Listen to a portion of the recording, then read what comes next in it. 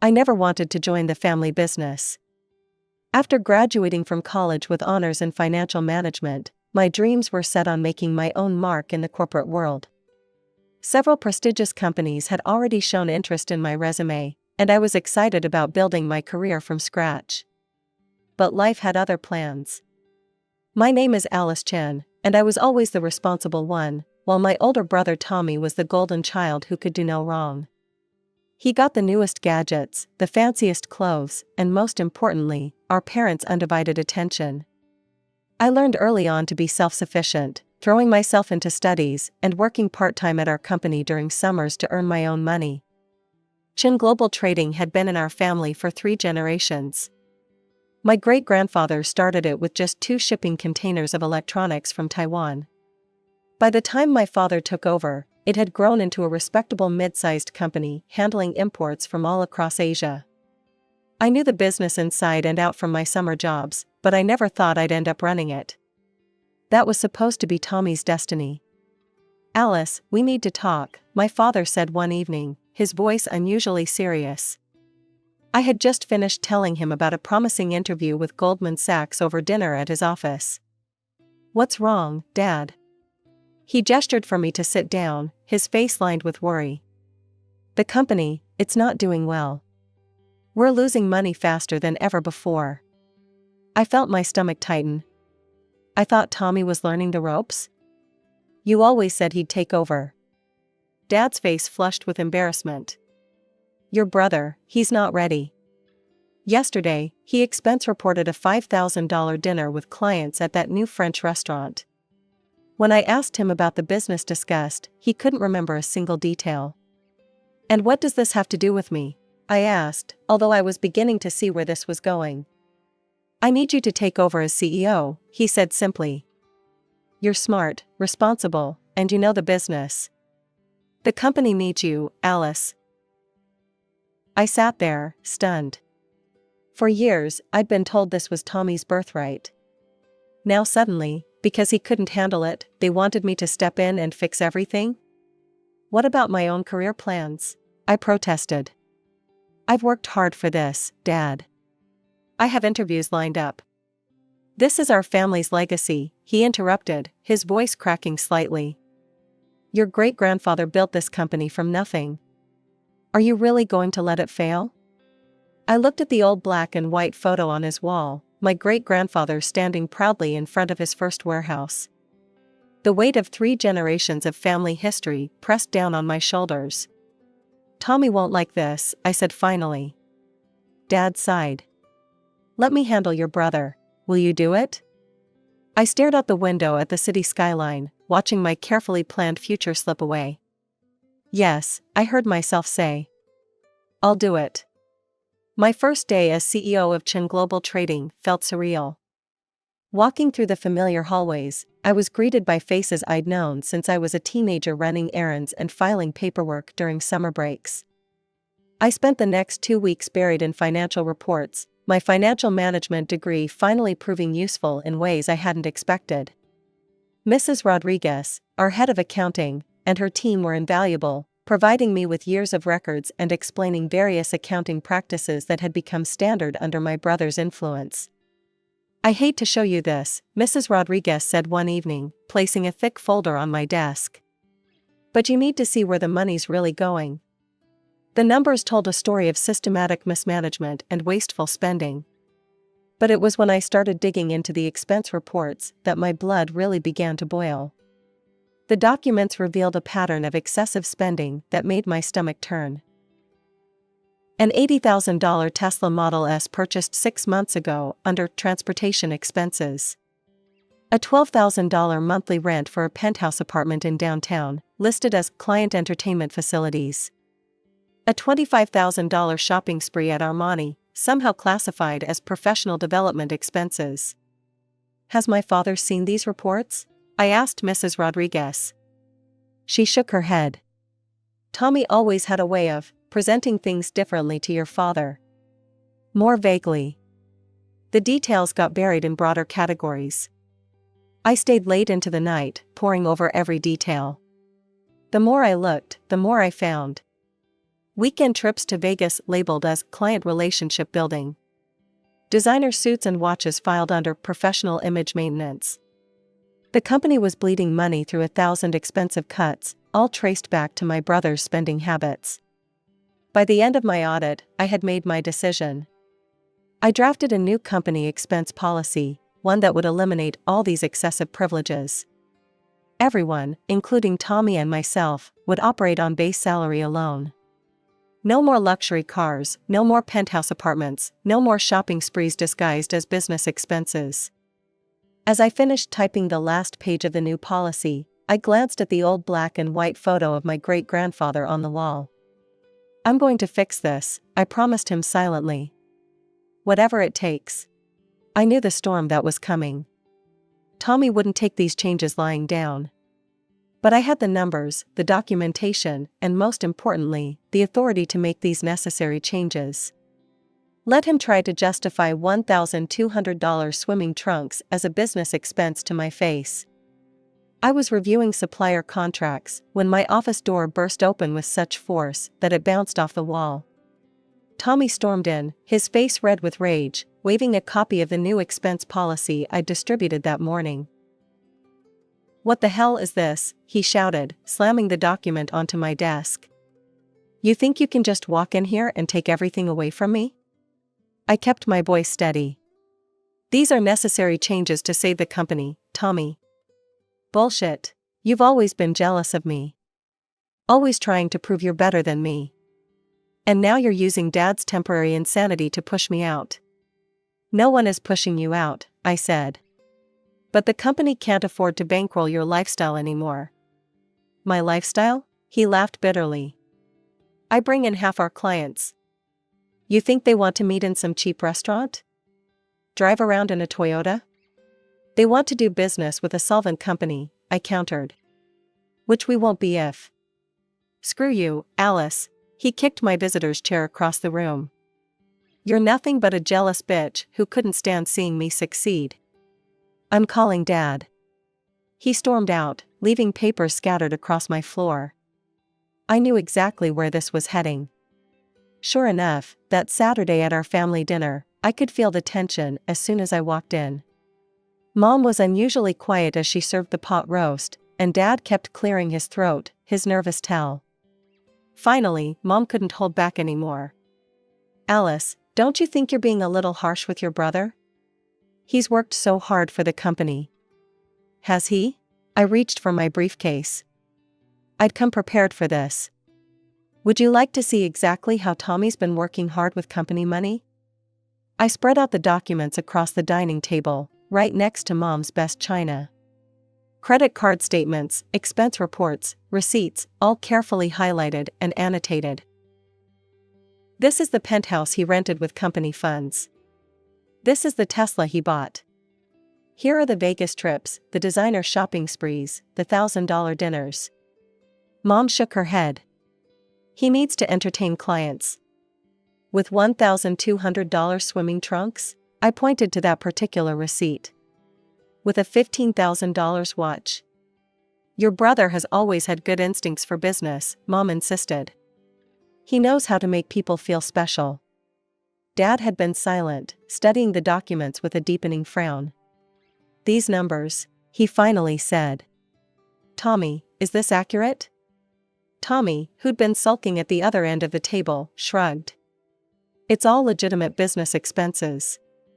Alice is just too rigid to understand how modern business works." "That's enough," Dad cut in. He looked tired, older somehow. "Alice is right about the expenses, Tommy. They need to stop." He held up his hand when Tommy tried to protest. "But she's also going to help you learn to run the company properly." I blinked in surprise. "I am?" Dad nodded. "My plan is to eventually split the company between you two. 50-50. But that only works if you both know how to manage it." He looked at me pleadingly. "Will you teach him?" I looked at Tommy, who was staring at his plate, jaw clenched. Teaching him would be like teaching a cat to swim. But I heard myself saying, "Yes, I'll try." Looking at Tommy across the conference room table, I couldn't help but think about our childhood. While I was doing homework, he was racing his friends in the Porsche he got for his 16th birthday. When I spent summers learning the business, he was partying in the Hamptons. Mom and Dad always said he was living life to the fullest, while I was too serious. I remember the Christmas when I asked for accounting software to practice with, and they got me a sweater. Tommy got a jet ski. When I made honor roll, they nodded absently. When Tommy managed to graduate with C's, they threw a massive party. It wasn't that they didn't love me, they just loved him more obviously, more demonstratively, more completely. Now, watching him slouch in his expensive chair during our budget meeting, I saw the results of that upbringing. "Tommy, are you following these quarterly projections?" I asked, trying to keep the frustration out of my voice. He glanced up from his phone. Yeah. Numbers going up is good, numbers going down is bad. Can we wrap this up?" "It's a bit more complex than that," I said. "These projections affect our inventory decisions for the next 6 months." He sighed dramatically, but put his phone down. Small victories. I made sure to invite him to every important meeting. Client negotiations, supplier contracts, strategy sessions, if it mattered to the company, I wanted him there. Most of the time, he just sat there looking bored, checking his watch or playing with his pen. But occasionally, he'd surprise me. "Why don't we try importing luxury pet products?" he suggested during one meeting. "Rich people are crazy about their dogs these days. We could mark up the prices like crazy." "The market's already saturated," I explained gently. "And the certification process for pet products is complicated. Another time, we should invest everything in cryptocurrency. My friend made millions last month." I had to take a deep breath before responding to that one. We need more stable investments for company funds. His ideas were usually impractical or too risky, but at least he was thinking about the business. It was more engagement than I'd seen from him in years. During a meeting with our biggest client, he actually paid attention the whole time. Afterward, he said, "You know, you're pretty good at this. The way you handled their pricing concerns." It was probably the first genuine compliment he'd ever given me. "Thanks, Tommy. Want to grab lunch and I can explain the negotiation strategy one used?" "Nah, got plans," he said, already heading for the door. "But maybe next time." I watched him go, thinking about how patterns set in childhood become the architecture of our adult lives. Tommy never had to try because everything was handed to him. I always had to try twice as hard because nothing was. Now I was supposed to teach him what I'd spent years learning on my own. 8 years. 8 years of early mornings and late nights. 8 years of tough decisions and careful management. 8 years of teaching Tommy everything I knew, while simultaneously running the company at peak performance. The numbers told the story better than I could. Profits up 300% since I took over, 5 new branches opened across the state, a client list that had tripled in size. Chin Global Trading wasn't just surviving anymore, it was thriving. Dad's 70th birthday party was supposed to be a celebration of all that success. The private room at Golden Palace Restaurant was packed with family, close friends, and our most important business partners. The same faces who'd watched our company grow from near bankruptcy to industry leader. I'd helped Mom plan every detail, from the traditional red decorations to Dad's favorite 8-course menu. Even Tommy had shown up on time, for once. He'd been unusually quiet lately, but I figured he was just nervous about his presentation of our latest expansion plans. After the Peking duck was served, Dad stood up, tapping his glass with a spoon. The room fell silent. "I have an important announcement," he said, smiling at all of us. After much thought, I'd decided it's time for me to fully retire. There were murmurs of appreciation around the room. Dad had been semi-retired for years, ever since he made me CEO, but he still kept an office and came in for major decisions. And so, he continued, "It's time to talk about succession. About legacy." My stomach tightened, something in his voice. Chin Global Trading has been in our family for 3 generations, passed down from father to son. Today, I'm proud to announce that I'm transferring full ownership of the company to Tommy. The room erupted in applause.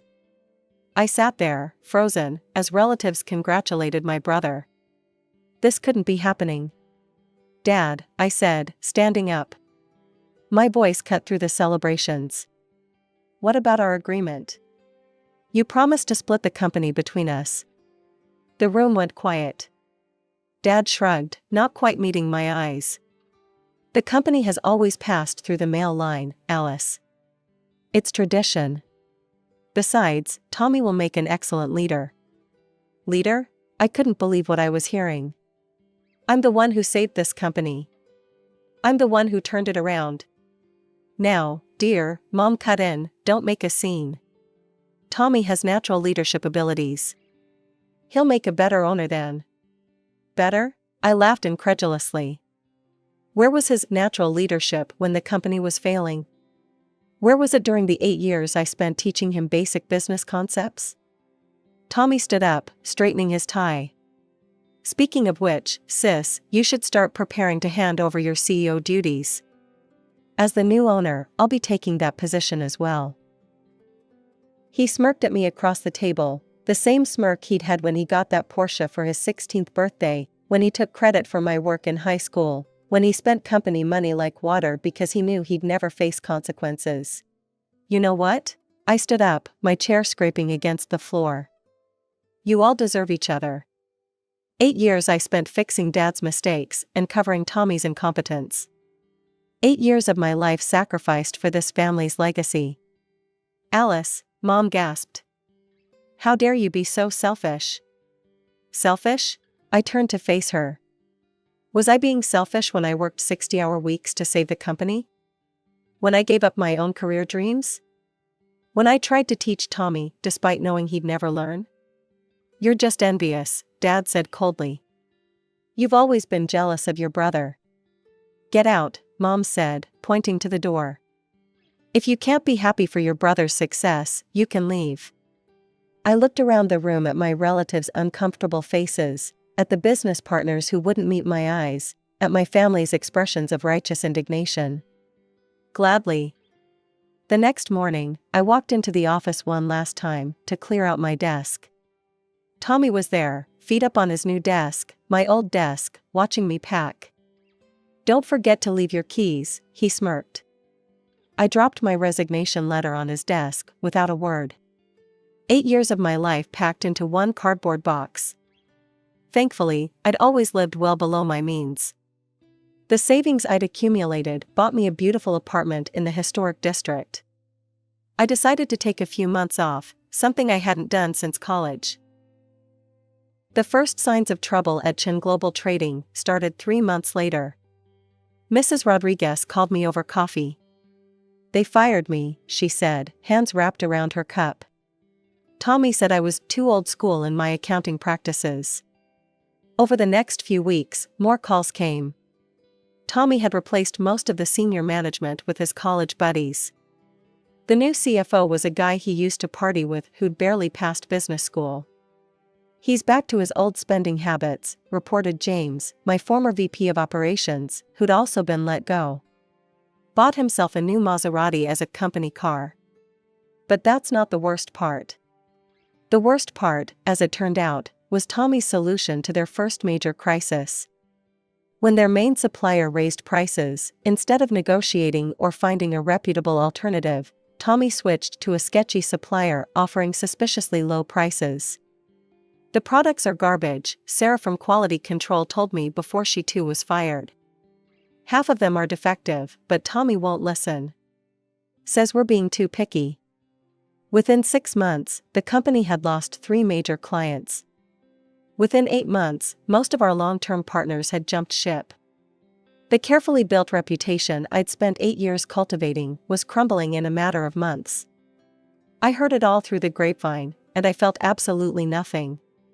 1 year to the day after that fateful birthday dinner, my phone rang. Dad's name flashed on the screen. I almost didn't answer, but some remnant of daughterly duty made me pick up. Alice? His voice sounded older, tired. We need to talk. I waited, letting the silence stretch between us. Tommy, he hasn't worked out as we hoped. He cleared his throat. The company's in trouble. Real trouble. I'm aware, I said flatly. The business community isn't that big. I'd heard about their latest disasters through my professional network. We need you back, he said. You can name your terms. Full control, whatever salary you want. Tommy will step aside. I couldn't help but laugh. Now you want me back? After you threw away 8 years of my work because of tradition? This is our family's legacy, Alice. Your great-grandfather's company. You can't just let it die. My great-grandfather's company died the day you chose your son's ego over your daughter's competence, I replied. The company I built for 8 years, that's what's dying now. And I don't care. How can you say that? His voice rose. This is your family's business. Your heritage. You have a responsibility. No, Dad, I don't. Not anymore. You made your choice a year ago. Now you can live with it. Alice, please. I hung up and blocked his number. Then I blocked Mom's number too, for good measure. Looking out my office window at the Manhattan skyline, I smiled. My new business card read Alice Chen, Chief Executive Officer of Morton International, one of the largest import-export firms on the East Coast. I'd been headhunted for the position 6 months ago. Alice? My assistant poked her head in. The board members are ready for your presentation. I gathered my papers, straightening my jacket. The quarterly results were excellent, we'd exceeded all projections, and I had plans to expand into 3 new markets. Your strategy for the Asian markets is brilliant, Richard Morton, the company owner, had told me last week. Best decision I ever made, bringing you on board. The irony wasn't lost on me. Here I was, doing exactly what I'd always wanted to do, being valued for exactly who I was. No family drama, no emotional manipulation, no brothers to babysit. Just pure business, run well. News travels fast in family circles, even when you've cut off direct contact. It was my cousin Jennifer who told me over lunch, exactly 2 years after I'd walked out of Golden Palace restaurant. They've filed for bankruptcy, she said, stirring her coffee. Tommy had to sell everything, the house, the Maserati, even that ridiculous watch collection of his. I took a sip of my wine, letting the information settle. And? He's moved back in with Aunt Linda and Uncle James. They converted their home office into a bedroom for him. Jennifer hesitated. They're saying it's temporary, just until he gets back on his feet. I could picture it perfectly, Tommy in his childhood bedroom, Mom making his favorite meals, Dad making excuses for him. Some patterns really do never change. The details emerged over the following weeks through various family channels. The company's collapse had been spectacular, not just a failure, but a cautionary tale that would be whispered about in business circles for years to come. The defective products had led to lawsuits. The mismanaged funds had led to debt. The alienated partners had led to isolation. Everything I'd built over 8 years had been dismantled in less than 2, leaving nothing but debts and broken relationships. Your father had to remortgage their house to cover some of the debts, my Aunt Maria reported during our monthly phone call. They're saying you could have prevented this if you'd come back when they asked. I laughed at that, actually laughed out loud in my corner office overlooking Central Park. Morton International had just posted its best quarter in company history under my leadership. The Wall Street Journal had run a profile on me last month, praising my innovative approach to international trade relationships. They're still not getting it, are they? I said to Maria. This isn't about me abandoning them.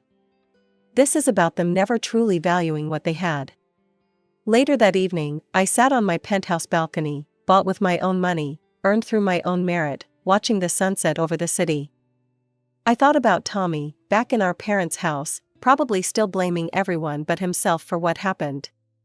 I thought about Dad, who chose tradition over talent, and mom, who chose favoritism over fairness. I thought about that old black and white photo of my great-grandfather that used to hang in the office. I wondered if they'd managed to save it from the liquidators, or if it had been sold along with everything else. A notification popped up on my phone, another glowing review of our company's performance under my leadership. The headline read, "Morton International CEO transforms company culture, a new era of growth." Should I feel guilty? That's what they all expect, the relatives who still talk to me, the old family friends who whisper about the prodigal daughter who let her family's legacy die. They think I should be torn up inside, haunted by what happened. But I'm not. Because here's the truth about legacies, they're not about buildings, or brand names, or even family traditions. They're about values. My great-grandfather built his company on hard work, integrity, and genuine business acumen. Those values didn't die with Chen Global Trading, they lived on through me, just in a different form.